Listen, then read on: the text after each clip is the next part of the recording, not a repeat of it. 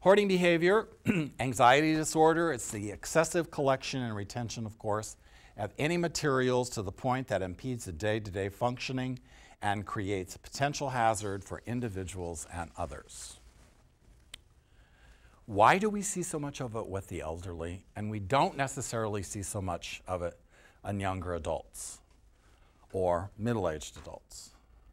Because if you really think about hoarding behavior, things accumulate. And your ability to deal with accumulations are far better, typically, when you are maybe a middle-aged adult versus when you get older, when the stacks of paper actually literally fill the house because they are so valuable they cannot be thrown away. And this is very serious. These cases really do need, most of them really do need intervention because they're dangerous. So I know of 2 ladies here in California that were collectors of paper, magazines and newspapers, to the extent that they were living literally in like a 1 square yard of their front door. So you just open the door and they're there because they can't get in their house because there's so much paper.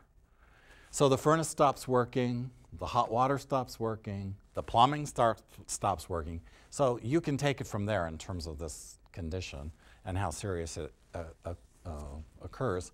Many of these folks in the wintertime are cold and do not do well. They can become hypothermic.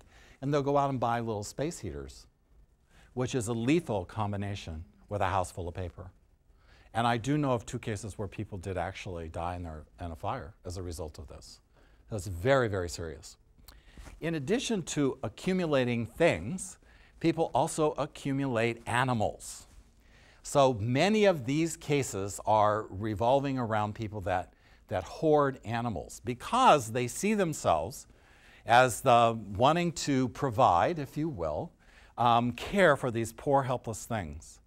Of course, with animals, and we'll take cats because it's the primary one, get out of control, especially if the cats haven't been neutered properly and so forth. And so then the elder is unable to actually figure out what is going on because the cats literally take over the residence, as well as dogs can as well. So, over the years, cases dealt with at least 50 cats in people's homes. And most of them are sick and diseased if they're not dead already. So the situation is very, very, very serious.